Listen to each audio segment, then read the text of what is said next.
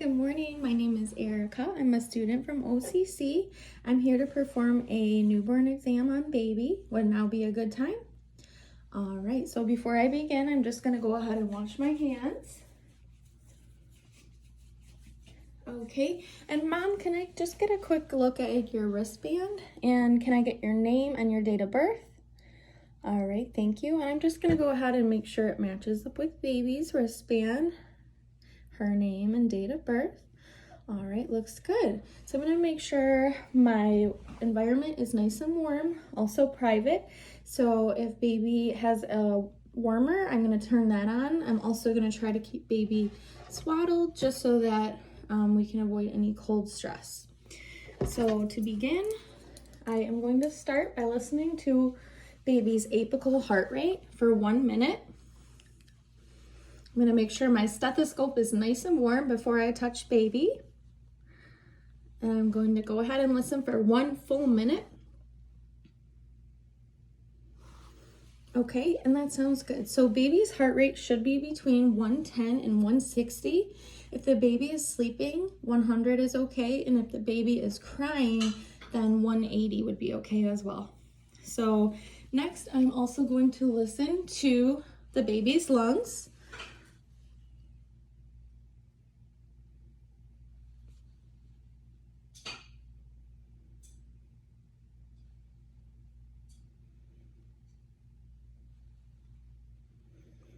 I would listen laterally as well. And then on the back.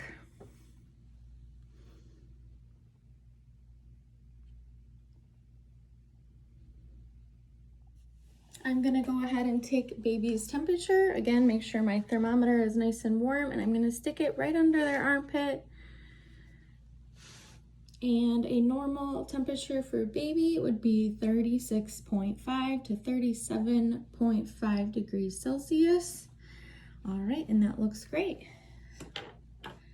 So next, I'm just gonna take a look at my baby. I see that her activity is great. She's moving her arms and her limbs. Her skin color is pink. No jaundice, no cyanosis noted, which means blue hands and feet. I'm gonna take a look at her head. So she has an anterior fontanelle up here and then a posterior fontanelle back in the back of the head, and both of these feel nice and soft, open and flat. So other things we would look for is any trauma to the head at birth. So we would see something called a cephalohematoma, which would be a collection of blood right under baby's head.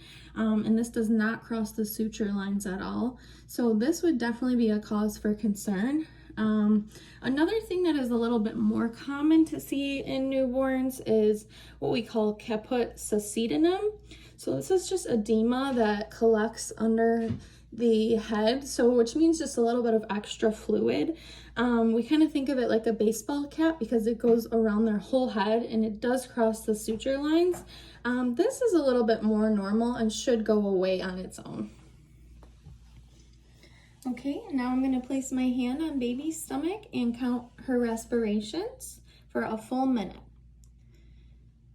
So her respiration should be between 30 to 60 beats per minute.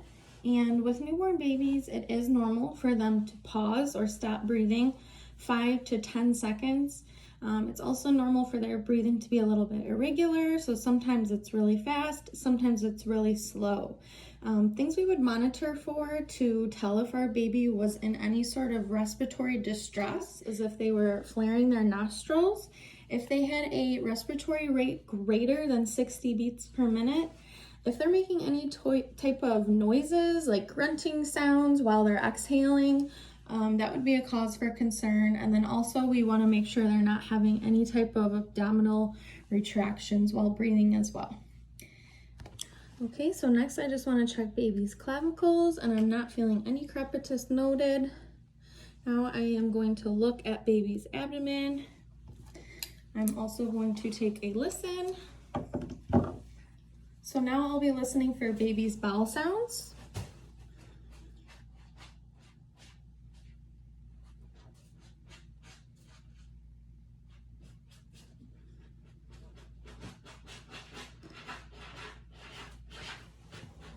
Okay, so I am noticing bowel sounds active in all 4 quadrants. That's good. So I'm going to take a look at the umbilical cord, and I'm not seeing any signs or symptoms of infection. We would want to look for any redness or swelling. That's how we would know if it was infected.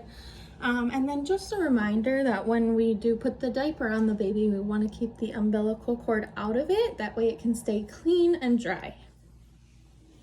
Okay, so now I'm just going to go ahead and gently flip baby over. I'm going to assess her spine so it looks nice and midline with no deviations noted, and I do see the back dimple. I'm going to go ahead and set her back this way. Okay, we're going to go ahead and check some of her reflexes. So I'm going to start by placing my hand behind baby's head, gently pick her up and drop her down, and what I should see is her hands kind of go out, which is a startle or a moral reflex. I'm also going to look for if she grasps my finger when I put it in her hand. That's a very good sign.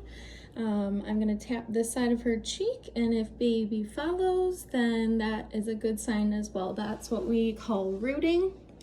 I am going to stroke the bottom of baby's feet, checking for the Babinski reflex, and then I'm going to gently pick baby up one more time and kind of place her like this, so it almost looks like she's taking a step.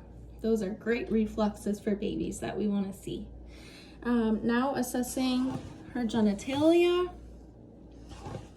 So if baby was a male, we would want to just go ahead and palpate the testes. We want to make sure they have a little bit of rugae or wrinkles.